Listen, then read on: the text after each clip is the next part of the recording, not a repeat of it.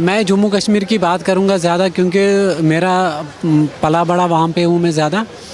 तो खासकर जो हमारे आदरणीय प्राइम मिनिस्टर नरेंद्र भाई मोदी जी हैं, उनके काम को देख के, और जो हमारे नितिन गडकरी जी हैं, जी जी परिवहन मंत्री, जी उनका काम देख के जम्मू कश्मीर फुल सपोर्ट करेगा। जम्मू कश्मीर का युवा सपोर्ट करेगा भारतीय जनता पार्टी को, भारतीय जनता पार्टी को, मोदी जी को सपोर्ट कर रहा है। बराबर मोदी जी को। क्यों, वजह क्या है इसकी? क्योंकि पत्थर मारते थे वहाँ पे, आज एक कंकर मारने की किसी की हिम्मत नहीं है। कंकर नहीं मार सकता है कोई। मोदी है तो मुमकिन है, मोदी नहीं है तो कुछ नहीं है, सीधी बात। मेरी जितने भी परिवार में लोग हैं वो मोदी जी को ही वोट देंगे। मतलब मोदी की गारंटी पे आप भरोसा करते हैं? मोदी की गारंटी पे मैं जब तक मैं जिंदा हूँ तब तक मैं भरोसा करूँगा। मुसलमान हूँ, जम्मू कश्मीर से हूँ मैं, उड़ी बारामूला से हूँ मैं, मोदी जी का सिपाही हूँ। हाँ, ऐसा क्या दिखता है मोदी जी में, आप कह रहे हैं कि मैं जब तक जिंदा रहूंगा मोदी की गारंटी? मोदी जी से हमने सीखा। मोदी जी अपनी माँ को कैसे चाहते थे, वैसे हम भी अब चाहते हैं। जो अपनी माँ को मतलब नहीं 500 या 1000 नहीं देने की हिम्मत रखते हैं, आज मोदी जी दे रहे हैं। आज मोदी जी दे रहे हैं कि नहीं दे रहे हैं, वो मैं बोल रहा हूँ। और कश्मीर रिकॉर्ड आप देख लीजिए, 70 सालों में जम्मू कश्मीर में टूरिस्ट आने से डरता था। यहाँ से भी आतंक था, वहाँ से भी आतंक था, लेकिन इन 2 सालों में कश्मीर ने वर्ल्ड रिकॉर्ड तोड़ा है टूरिज्म की वजह से। वो किसके नेतृत्व में? हमारे आदरणीय प्राइम मिनिस्टर नरेंद्र भाई मोदी की वजह से। और जो माननीय अमित शाह जी गृह मंत्री बने, अच्छे फैसले ले रहे हैं, तभी। अब कुछ लोग हैं मतलब जिनको मिर्ची लगती है उनको लगने दो। जो कश्मीर पिछले मतलब 70 सालों से पीछे था, वो तो अब आगे आ रहा है ना, बहुत बढ़िया आगे आ रहा है। जय हिंद दोस्तों, जो अब यह वीडियो देख रहे थे, ये कश्मीर की वीडियो थी। कश्मीर के युवाओं के बदलते हुए विचार, जिससे हमें जानने में पता लगे कितना बदल रहा है कश्मीर। ये लोगों की बातों से, जो वहाँ के रहने वाले युवाओं से पता लगता है कि इनकी सोच भी कितनी सरकार को लेकर, भारत को लेकर कितनी बदली है, और भारत के नेताओं के प्रति क्या सोचते हैं ये लोग। जो महबूबा मुफ्ती, फारूक अब्दुल्ला फैमिली और जो कांग्रेसी नेता 70 सालों से जो जम्मू कश्मीर में करते आ रहे थे, उससे वहाँ के लोग भी बहुत दुखी थे।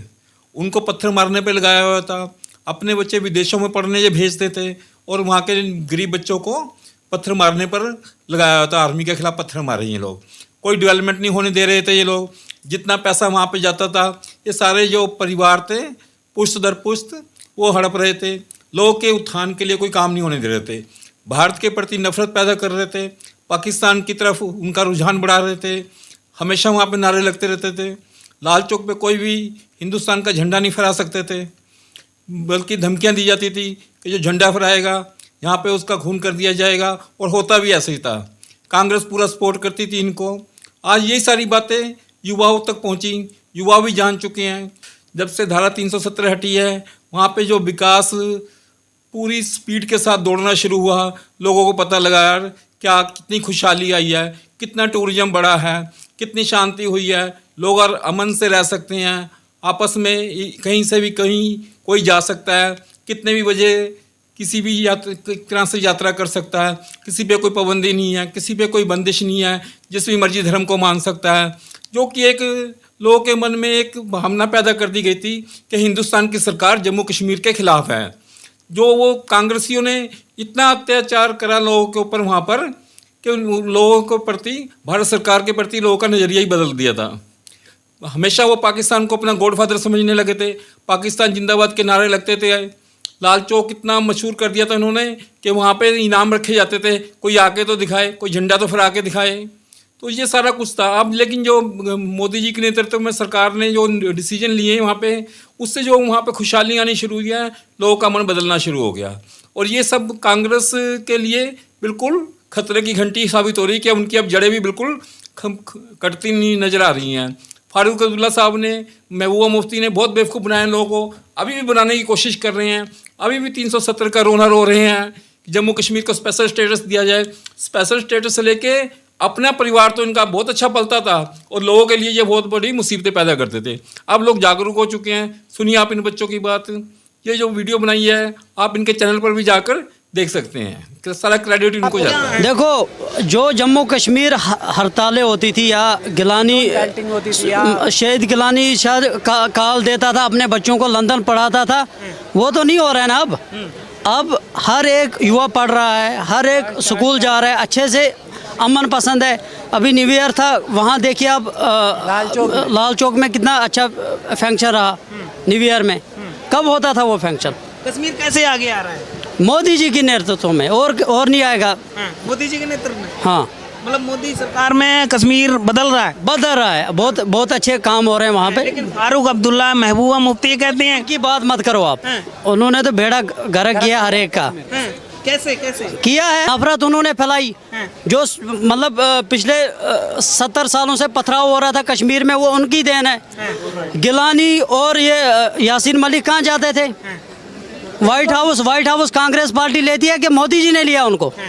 व्हाइट हाउस में क्या, आज तो उनको चाय नहीं पिलाई जाएगी वहाँ, और इनसे सीधा मुंह बात भी नहीं करते हैं। आज सब जेल में है। जो मोदी जी ने किया है वो कोई नहीं करेगा, मैं आपको ये बता रहा हूँ।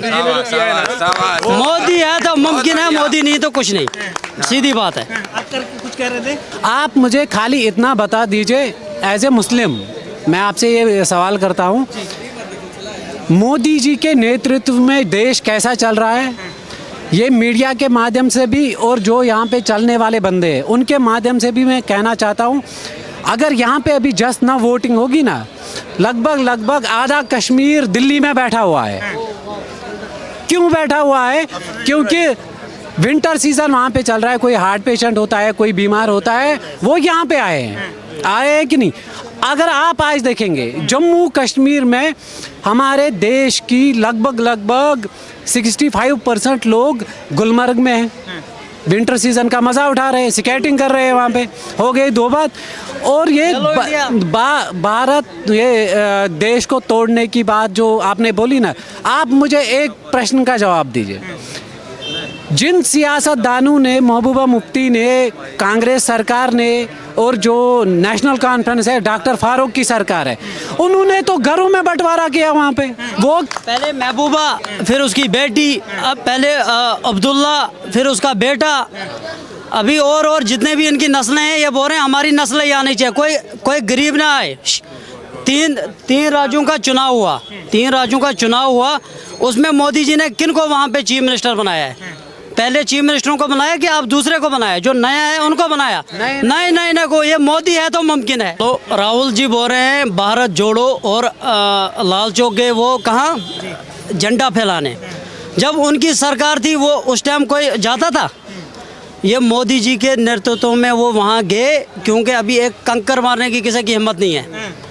जो पहले पत्थर मारते थे, कोई कंकर मार के दिखाया, ये अमित शाह जी ने दिखाया है। वो लड़के थे और आज वो ये वही लड़के थे, वो भी कांग्रेसी के थे। वही कांग्रेस उनको क्या करती थी?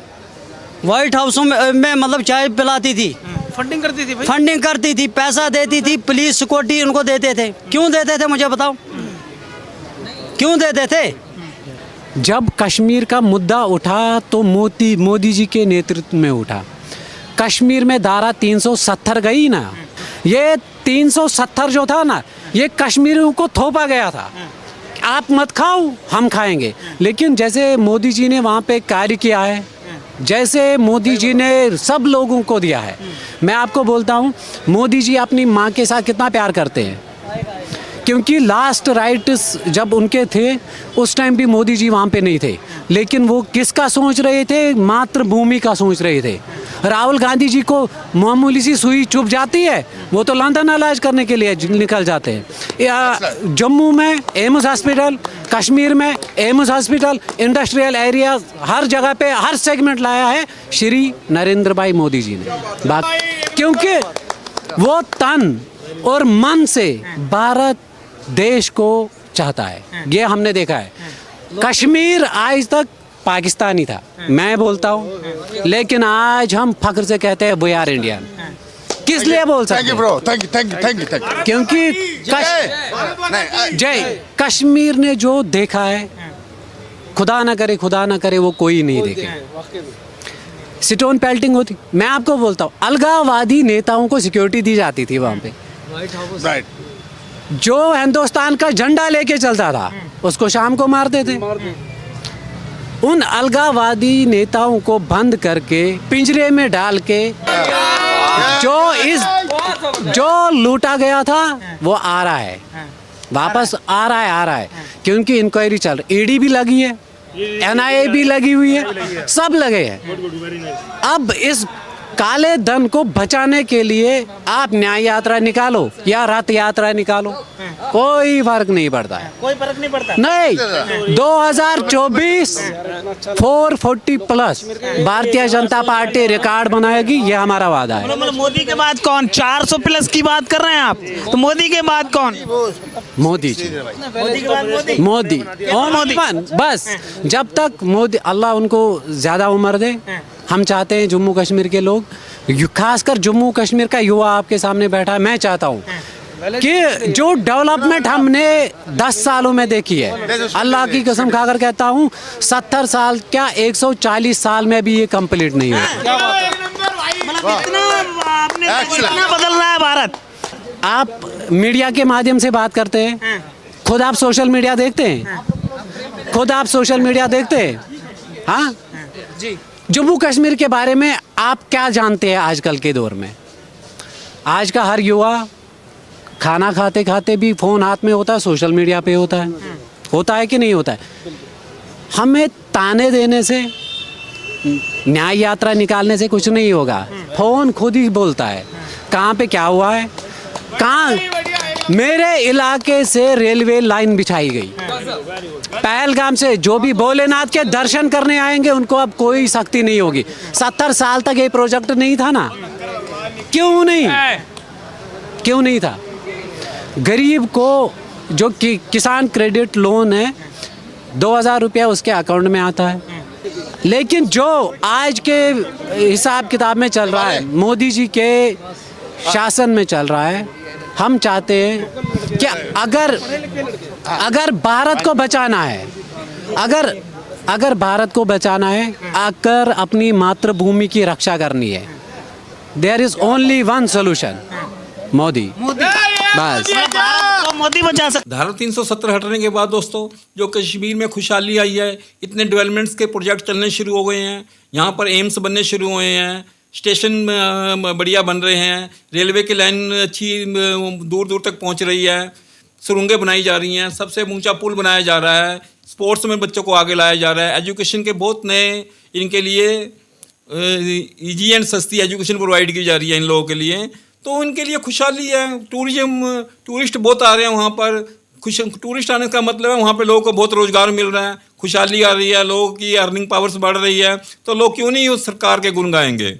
जिन मतलब के अधिकारों से उनको अभी तक वंचित रखा गया, उनको अधिकार मिले हैं तो क्यों नहीं वो खुश होंगे? उनको कोई फर्क नहीं पड़ता। अगर ये सब कुछ कांग्रेस करते तो वो कांग्रेस के भी गुण गाते, उनको वो कोई मोदी भगत नहीं है, वो सिर्फ उनको उनकी अपेक्षाएं पूरी कर रही है सरकार, तो इसलिए वो सरकार के साथ चल रहे हैं। अगर कांग्रेस पूरी करती तो कांग्रेस के साथ भी चलते हैं। दोस्तों कांग्रेस के लिए ये सबक है, महबूबा मुफ्ती के लिए भी ये सबक है कि अपना गद्दारपन और कट्टरपन छोड़कर देशभक्ति के काम करें, देश की डेवलपमेंट के लिए काम करें, तो लोग भी उनके साथ जुड़ेंगे। मिलते हैं दोस्तों अगली वीडियो में, तब तक आप अपना ख्याल रखिएगा। नमस्कार।